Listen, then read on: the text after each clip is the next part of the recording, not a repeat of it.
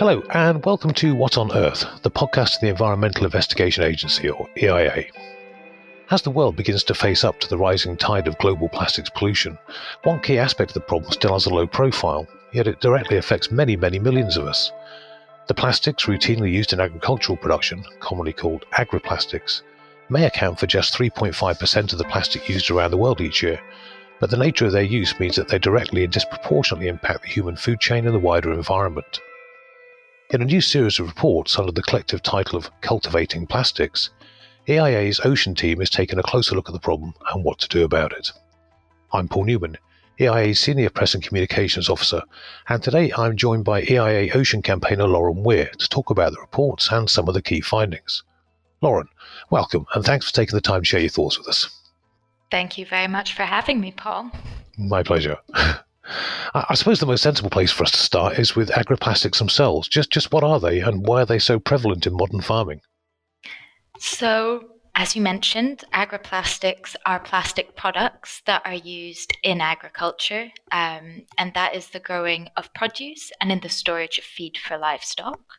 They're also used in horticulture, in the growing of flowers and houseplants, for instance. And to really be able to understand how they came to be, it's important to look back at their origin. So that's typically attributed to a professor, Professor Emmerich from the University of Kentucky. And he's typically credited with creating one of the world's first plastic greenhouses in 1948. He initially designed this to grow and study tropical plants, which was his area of expertise.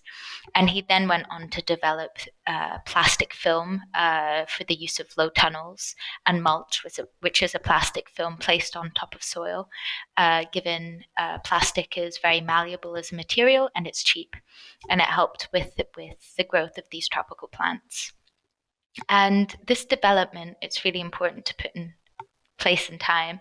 This development really coincided with the increase of use of plastics throughout different sectors at the time. In the 1950s, we really see a proliferation of plastics, as well as the development of intensive agriculture globally.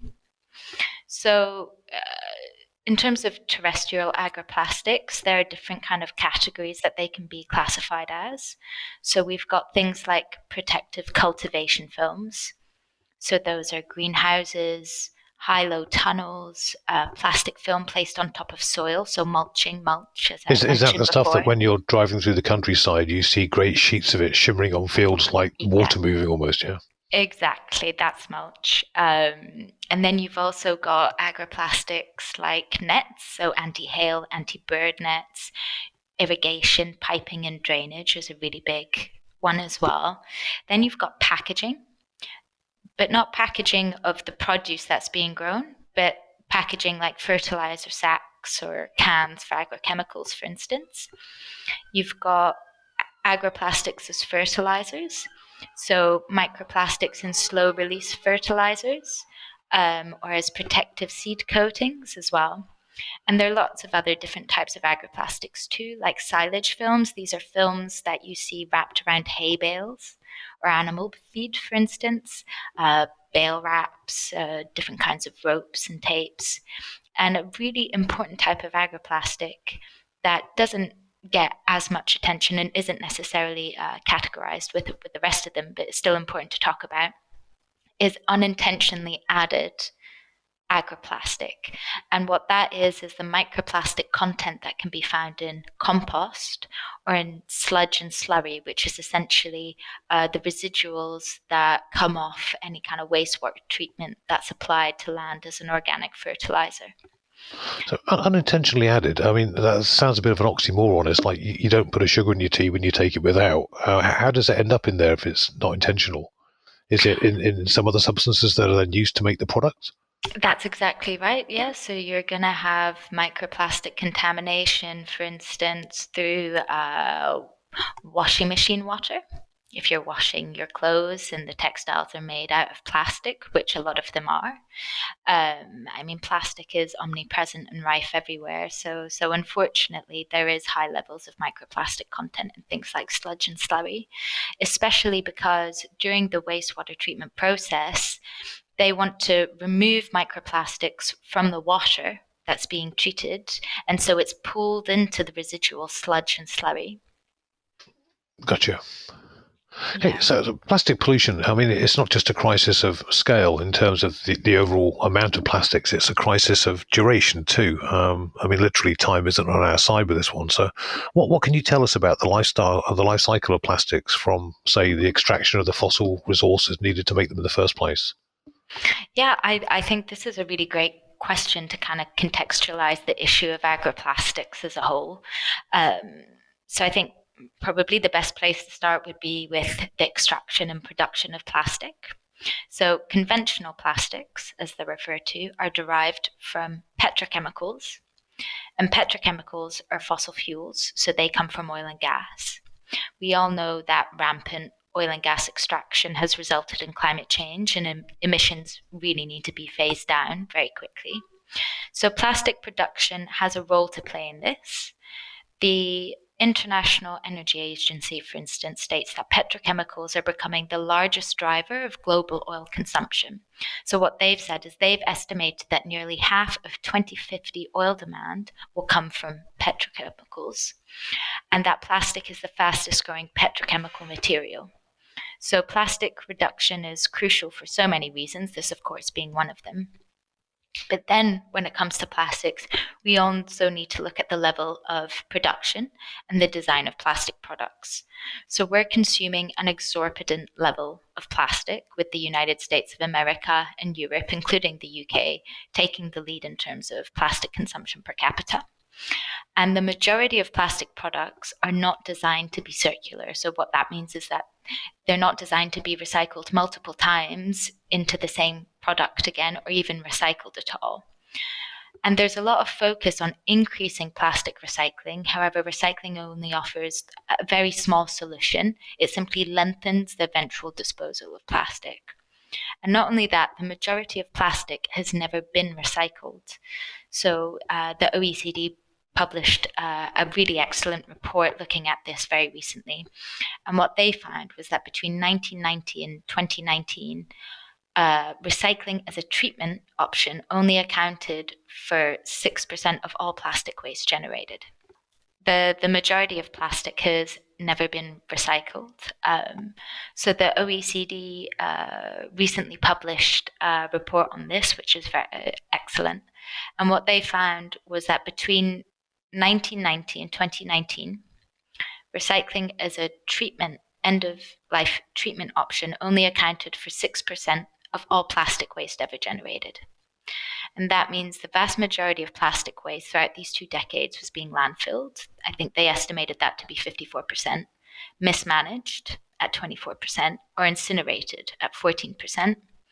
And these numbers haven't necessarily improved significantly over time. So when we look at 2019, for instance, they estimated that only 10% of all plastic waste generated in 2019 was recycled. So plastic pollution is incredibly long-lived, as you know, and plastic production relies also on the use of many harmful chemicals, so it's also toxic. So what has this resulted in? Why are we talking about plastic pollution, and why is it such an issue? So this urgency really serves to highlight that we are in a plastic emergency, right? So plastic production and consumption has increased exponentially since the 1950s, despite only having been present really throughout the scale of the equivalence of one lifetime. Their design, the chemical components, the sheer scale of production, them being a significant outlier to circular economy objectives, means that they have a very toxic and long-lasting legacy. They are found within every single environmental compartment and in a large percentage of fauna and flora, including us, including humans. We have plastics in our breast milk, in our placentas, in our lungs, in our blood. And it's already been clearly evidenced that continued levels of production pose a direct threat to planetary boundaries. So plastic pollution is a very serious issue. And at the beginning of this podcast, you mentioned, that agroplastics, it's estimated that they actually only account for 3.5% of global plastic usage per year. So a significantly small proportion. But the thing is, how they're used and where they're used and how they're designed means that they actually have an incredibly devastating effect. They cause environmental and human health harm that extends far beyond farmland. And well, I'm sure we'll go into that a little later as well.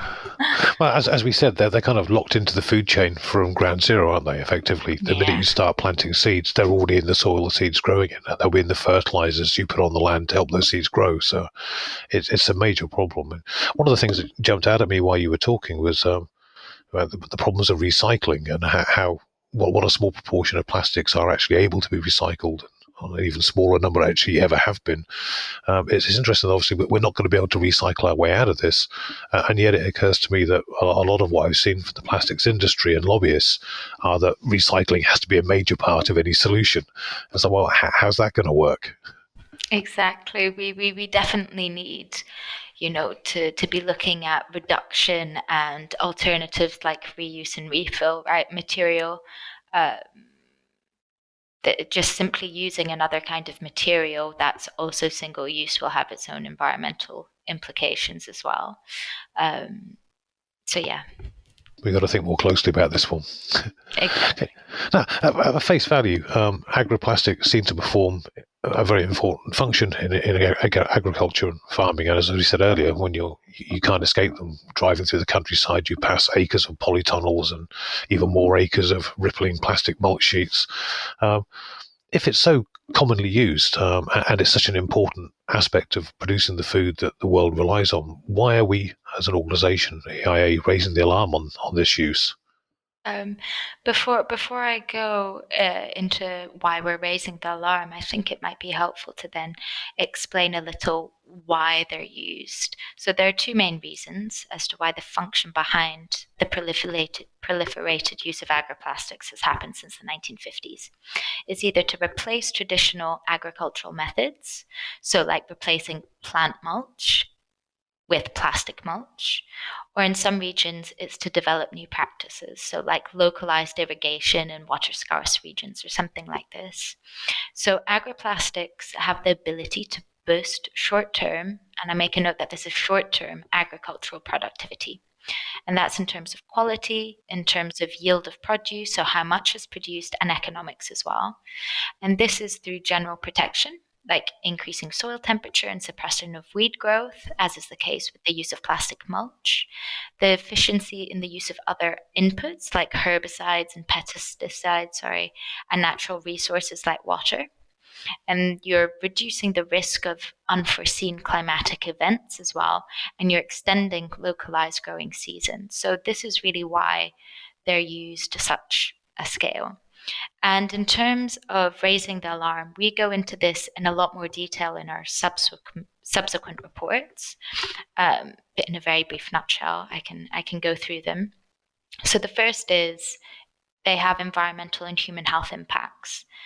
Agroplastic leakage into the environment causes physical, chemical, and biological harm to soil, to terrestrial, aquatic, and marine life and ecosystems, and ultimately to human health, whether that be through transfer of microplastics through the food supply chain, or in terms of using and managing them at end of life, like agricultural workers being in close contact with them.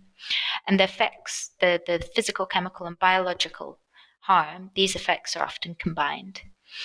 And this includes, agroplastic contamination negatively impacting soil quality, soil dwelling organisms that have very important ecosystem functions, plant health, and it reduces crop yield overall because of the decreasing soil quality. And the impacts of agroplastic extend far beyond farmland as well. I touched upon this a little earlier. Contamination has been documented in grazing terrestrial animals, the atmosphere, especially through burning of agroplastic waste, drinking water, and aquatic and marine environments, ecosystems, as well as wildlife. And a major driver of the environmental impacts of agroplastics is their fundamental lack of recyclability. the lack of collection of them at end of life, and the recycling capacity to be able to recycle them in an environmentally sound manner. So, in the absence of these clear routes for disposal and recycling, agroplastics are then more vulnerable to mismanagement. And we've got examples of that happening throughout the UK food supply chain, whether that's agroplastics being dumped, being burnt, or illegally exported. And those that are illegally exported, they're then likely dumped, landfilled, or incinerated in recipient countries. So mismanagement of agroplastic waste further down the line kind of compounds the environmental and human health impacts that they have. And I really won't go into this too much now, but also there has been growing awareness of the issues around agroplastic use. And so there's been research into and for trying to adopt alternative products or alternative agricultural methods. However, certain of these solutions are not without their own environmental impacts. And we really need to be able to look at these and address these before we lock ourselves into another kind of harmful production model. An example of that would be, for instance, what we spoke about earlier. So the lack of adequate regulations in the practice to remove microplastics from sludge, for instance, prior to it being used as organic fertilizer on farmland. It rather begs the question, if agroplastics cause this much harm and are so widely mismanaged, why are they still so widely used? Has there just not been an appetite to address them as an issue before, or is there just a reluctance to? Oh my goodness! I mean, there are so many reasons for this. I'll do my best to summarize it. How about top five? Right, top five. I don't how to put it. Their proliferation since the 1950s occurred without much monitoring or scrutiny. Mandatory reporting and data on agroplastics is somewhat lacking, and so since having become an important part of agriculture and growing, they haven't been scrutinized. So current systems with regards to plastic production make them convenient as well, economical. They allow produce to be grown outside of growing seasons. They increase short-term crop yield, but not long-term crop yield. And this lack of monitoring and scrutiny, which is now changing, which is great, and what we aim to change as well, means that how much is used, how they're designed, and at their treatment at end of life when they become waste, and the treatment infrastructure is lacking, and it doesn't take the environmental and human health impacts and harm they cause into account as much as they should. So what we're showing in this report is we're taking a step back and we're looking at the entire UK food supply chain to look at others that have an impact on agroplastic use and their management at end of life. So what we're looking at is those with the regulatory responsibility to ensure we're protected from agroplastic pollution, so those are governments, and those with the purchasing power and those, and outline the market within which farmers and growers operate. So in this case, we focus on the UK grocery retail sector, but this also includes suppliers. What kind of regulatory policies are already in place to address these issues? And I guess in tandem with that, what can we do about policies which do exist but which appear to be paying the polluter, like UK farmers getting government payments for using slurry on their land, which itself contains plastic pollutants? I mean, there's a very short answer to this question and a bit of a longer one. I'll start with the short answer first. There aren't adequate regulatory policies in place to address these issues. That's a short answer. There are no global regulatory frameworks to coordinate the management and use of agricultural plastics across their life cycle globally.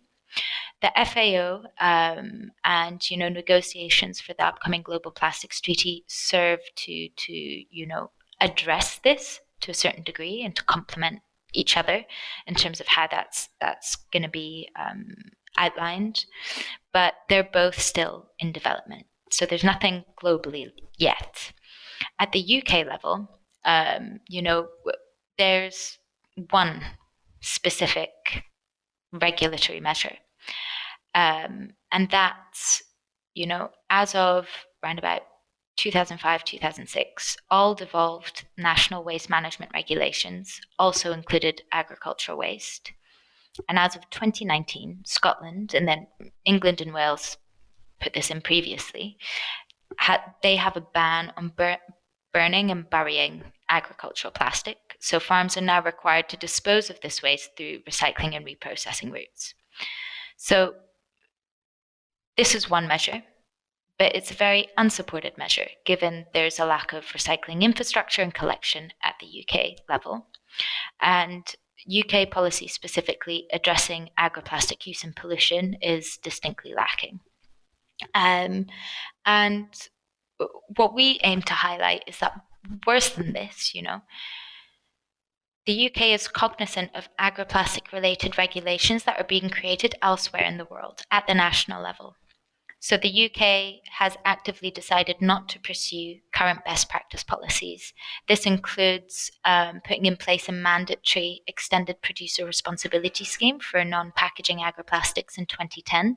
So making sure that manufacturers and distributors of agroplastic waste also were involved in the payment to ensure that they were managed in an environmentally sound manner at end of life. And there are many mandatory EPR schemes in other countries that prove that being mandatory, they ensure better collection and recycling rates, and the onus and the price is not put on farmers and growers. Then you've got England, Scotland, and Northern Ireland that has yet to enact an oxo-degradable plastic ban. The EU has, despite this type of polymer being highly damaging and used as an alternative type of mulch. And then you've got really simple product requirements like, guidelines on mandatory mulch thickness, which might help reduce the amount of microplastic contamination that can occur to reduce like breakage and soil contamination. That's in place in China, and it's not readily available in the UK. And then, you mentioned paying to pollute. And that is also a really concerning development that we've identified at the UK level.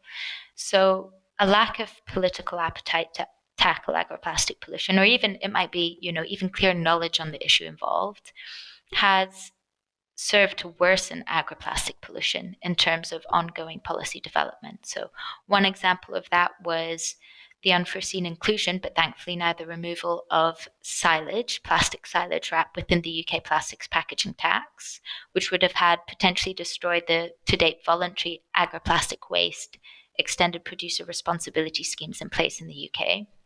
And another is payments to farmers applying sludge, potentially highly contaminated with microplastics, to their farmland under DEFRA's Sustainable Farming Initiative, whilst current policy, UK policy, fails to really address the issue surrounding microplastic and heavy metal content in sludge in the first place. Now, the UK, as I'm sure most people are aware, we don't just source produce from UK farmers and growers. So is it right to say that the true scale of the impact of the UK food supply chain actually reaches far outside the country's current regulatory jurisdiction? And how do we address that? That's exactly right. So we've looked into the report, and we've mapped out the UK food supply chain for 2021. And we've also referred to a lot of government reporting and data. And what they say is the UK's food supply primarily relies on domestic production and imports from EU countries. So in 2021, these two sourcing regions, the UK and the EU, they made up 81% of the country's food supply. So 58% from the UK, 23% from the EU. The remaining sources of produce and food come from Africa, that's 5%, and then you got Asia, 4%, North America, which is 3%, South America, which is 4%, and then the rest of Europe, that's not within the Union, 3%, and then you got Australasia at 1%. And the government says that this kind of food supply chain has been relatively consistent over the last 10 years. And the UK has a self-sufficiency ratio of 60%. And what this means is it's largely self-sufficient in domestic production of grain, some meats, eggs, milk, and potatoes, but only produces 54% of fresh vegetables and 16% of fresh fruit that's consumed. So it imports the rest. And DEFRA specifically state that UK food production is driven by market forces rather than aiming to maximize calorie production from available land. So what this means is there are different major sourcing regions around the world for the UK, There are some overlaps, like Spain, France, and the Netherlands are all really key sourcing countries, but typically different produce and different food, different produce categories that are all dependent on different types of agroplastic use have different sourcing regions. So as a result, the impact of the UK food supply chain and therefore the UK's agroplastic footprint is complex, is fragmented. For instance, a significant amount of fruit is imported to the UK. It comes from South America, whilst many vegetables imported come from other European countries. So, how we go about it and the UK's impact in these different countries and regions will change quite markedly. So, where supermarkets decide to source their produce and when they decide to source their produce has an impact on agroplastic use around the world. And this is when I'm going to go into, some of the surveys that we've been doing for this report. So since 2018, EIA, in partnership with Greenpeace UK, we've been surveying the plastic footprints of the top 10 UK grocery retailers. And that includes actions taken across their supply chains with regards to agroplastics. So we've integrated those findings within the report. And as of 2022, what we found is measurable objectives, supermarket-led sourcing policies, and adequate funding, to be able to scale solutions. They've not yet been established by the UK grocery retail sector. However, all supermarkets surveyed recognise the need for a sector-wide initiative dedicated to agroplastic pollution. And more supermarkets overall are requiring certain suppliers to follow third-party certification standards or voluntary schemes compared to when we first surveyed them. So there's been a measurable shift in awareness and projects and trials, but these are not matched with concrete action, nor are they supported by enabling, kind of policy frameworks at the UK level. So the supermarkets have a lot to gain through a collective approach to the issue. And a unified approach, and to be able to learn from each other, from their projects and their trials. Also, it would mean that farmers or growers are equally supported around the world, and that would mitigate any kind of potential market risks for any one individual retailer pursuing a certain sustainability initiative. And so we're wanting to highlight this and work with supermarkets, government, and other stakeholders, including farmers and growers, who have the operational expertise to really allow for this to happen. Yeah. So look into the future, and ideally, I guess from your point of view, the immediate future. What you're essentially saying is the UK government and the grocery retail sector should focus on helping to reduce the amount of agroplastics we actually use altogether, and to make sure that policies are in place so that what we do use is actually managed in an environmentally sound manner at the end of its life. Is that loosely it in a nutshell? That's exactly right. Unlike other types of plastic products, though, I think it's quite important to highlight that agroplastics and their problems are unique because their use is currently deeply embedded within the provision of, one of society's most essential services, food production. Literally and metaphorically. Yes, exactly. So a significant amount of current agricultural plastics have been designed around agroplastic use, and those are just one aspect of agriculture's global impact on the planet, which also includes climate change, and other intense forms of environmental degradation. And they're also unique because of their considerable importance as both like a time-sensitive necessity, but also as a source of very long-term damage that contaminates other environmental compartments as well. So their use can create essential short-term abundance of produce, but they're also creating mid to long-term scarcity of the very same produce. So disentangling the solutions to all of this will require, multiple different measures and approaches and ways of being. But despite the complexity of terrestrial agroplastic use, urgent action is required. And the two key stakeholders that we make reference to in this report, so government, those with the regulatory responsibility, as well those with the purchasing power, like the grocery retail sector, should be doing more. We feel like they should be doing more. The onus should not be on farmers and growers alone to, pay the price for this. Well, one last thing to consider before we wrap this up. Given that food production is absolutely vital, and we see various reports as to how many days away from not having any food the world is, and of course there's also the recent backdrop of the UK experiencing ongoing shortages of certain vegetables, things like tomatoes, for example, and the empty stalls when you walk in. How do we set about tackling agroplastics and reforming their use in the agricultural sector, while at the same time ensuring that food supply chains aren't negatively impacted, that we don't end up with empty shelves as a result of that. No, exactly. No, that is incredibly important. And on, the shortages in certain fresh vegetables at the moment. So the UK is experiencing some produce shortages. But the reasons for that are quite numerous, Many of the current produce shortages are vegetables that are not widely grown in the UK at this time of year, given they're not in season. So the UK is reliant on importing produce from other countries, as well as UK grown produce, but through the use of heated greenhouses that include plastic, by the way. And, a number of ongoing developments has meant that those who typically provide the UK with this fresh produce at this time of the year, they're facing many difficulties. That includes changing weather patterns brought on by climate change, trade issues brought on by Brexit, market powers, inflation. We've got a cost of living crisis. We've got a global energy crisis. We've got a fertilizer price crisis. There's a lot going on. And other types of agricultural practices can also cause environmental and human health harm. So we need to keep that all in mind. And there are indirect drivers to agroplastic pollution and use as well, like food waste, for instance. We're using agroplastics to increase crop yield, to increase abundance, for a significant amount of this produce to simply be wasted and thrown away at the end of the day. So this is a complex issue. But there are kind of like 4 important points to keep in mind when we're wanting to address this and how to tackle it. And that is, this is a global issue. Regardless of where produce is grown, agroplastics are currently being used to varying degrees everywhere. And we can't keep only focusing on the short-term abundance they provide. There are significant environmental and human health impacts happening now, and this will worsen in the long term as well. So it's really of paramount importance that this is placed firmly on political and industrial agendas. We need to focus on the function agroplastic products provide, not the use of the products themselves. And there are a number of measures that can already be put in place immediately that will begin helping with this issue.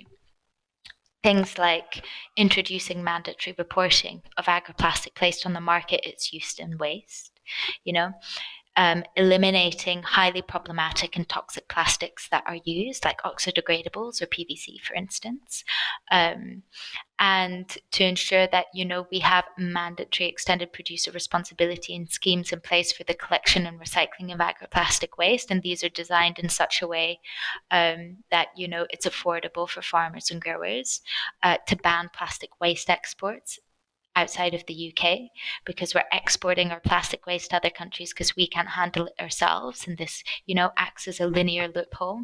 We've got really a lot of recommendations outlined in this report, so I'm not necessarily going to go into all of them here, but one thing I would like to touch on is that we have to go about this collaboratively. And we have to make sure that certain interventions are well timed so there are no negative repercussions. And a lot of different policy measures and a lot of different measures that, others like grocery retailers can put in place, they will need to be introduced in tandem in order to be as effective as possible and ensure that there, aren't any short-term negative repercussions on the supply of certain produce. So I guess it comes down to making sure that the solutions aren't introduced as rashly as the problem was in the first place. Exactly, yeah. Nice one. Well, hopefully we can entice you back in a few weeks' time and you can give us an update on the rest of the reports and their conclusions and how they went and where we go next. Sounds great. I'd be very happy to. Excellent. Well, Lauren, thank you very much indeed for joining us today. It's been a pleasure. Thank you. If you've enjoyed listening to this podcast, please watch this space for future episodes. And do check out our website at eia-international.org to find out more about our work. Thanks very much for joining us, and wherever you are, stay safe out there.